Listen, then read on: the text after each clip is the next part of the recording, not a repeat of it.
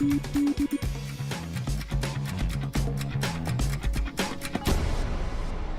we live in a state where there's a lot of hunting, right? Fowl, Yes. just all kinds of bird, and at this time of year too, with the migration patterns and a cold front moving through. I mean, things are kind of picking up steam, aren't they? We're getting into meteorological fall. Yeah. Birds are heading south Yes, for the they winter. It's peak migration season, and this is actually a perfect day to talk about how weather impacts migration patterns for birds because of the north wind that we have in place today behind that cold front, aiding in the bird migration process. So September and October are the primary months for birds to take that trip south for the winter. And this is the forecast from a really cool website that we're going to be diving more into today on Morse Code of Weather, Birdcast. And this predicts how many birds are going to be migrating each night. And it overlays precipitation on there as well, because that can impact bird migration. But the brighter colors denoted over the Dakotas and western Minnesota right now for tonight's forecast, that's going to be a lot of birds migrating south for our forecast today because of that cold front and the north wind behind it. And as the cold front sweeps through the nation, a lot of birds are going to be migrating through the Midwest and then down towards the Gulf Coast as we go over the next couple of days. So the Birdcast website puts together these 3-day forecasts to denote where the most birds are going to be migrating across the country. So it was actually founded back in the 1990s based on an EPA program that funded this original migration dashboard back in 1999. There was the National Audubon Society and several universities that worked together to create what Birdcast is today, with an NSF award that allowed it to evolve into this 3-day forecast that's pretty interactive and cool to view online. The main objectives of Birdcast is to provide educational information about bird migration and the steps that property managers and homeowners can take to mitigate the danger and stress that birds face when passing through an area. And we'll go into some steps that you can do to help with bird migration towards the end of this Morse Code of Weather. The second objective is to predict and monitor bird migrations on a daily basis using weather radar. That's the primary method they use to monitor bird migrations and predict them. During its first year, Birdcast also experimented with using microphones to perform bioacoustic monitoring of bird migrations, the chirps of the birds, but focusing on weather radar because it's such a very interactive and powerful tool, not just for monitoring precipitation, but for monitoring bird migration. So this was in 2017 in October when there were large numbers of birds taking flight, and those circular blue and green rings you see around the radar sites with this high-resolution radar data, that's representing the bird migration, whereas you can see some precipitation sliding off the East Coast.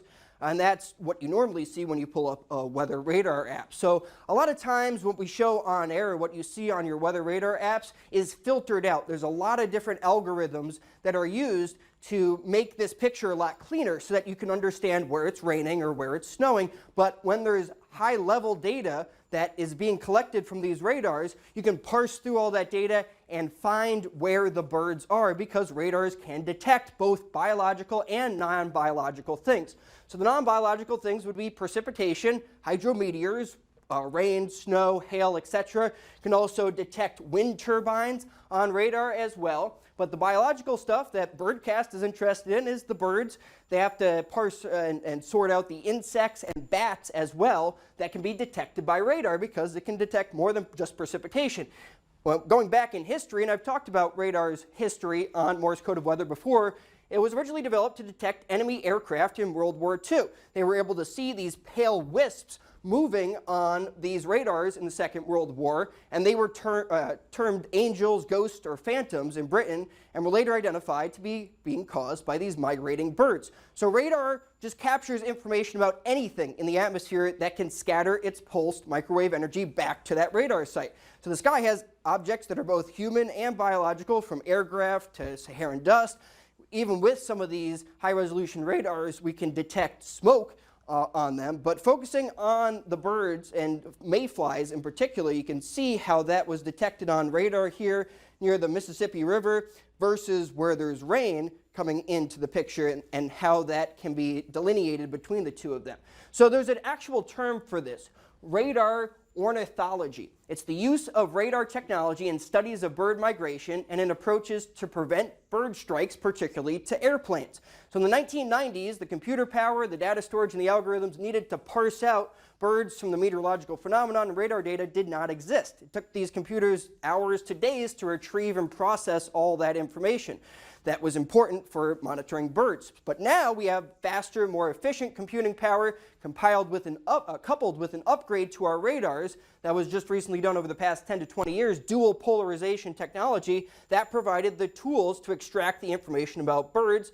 And that technology, dual pol, allows for better discrimination of targets, detecting what's rain versus what's birds. And that's based on sending out signals from the radar in two different directions, both vertically and horizontally, and returning that radiation to the radar site in a way that we can parse out that data. And the radar is scanning thousands of feet up into the sky at different elevation levels, and that's how we can see far enough up to see where the birds are taking flight at those different altitudes. So in order to detect and discriminate the different types of biological targets from the radar, from birds to insects to the bats, it's based on the size, the shape, and the time of year to distinguish which one is being detected on radar. Back to the objectives of Birdcast. Number 3 is to collect and disseminate volunteers' reports of bird sightings. That's the ground truth, because radar still today can't distinguish between the unique species of birds. So going to ebird.org, doing this bird watching stuff can really help out to distinguish what bird species are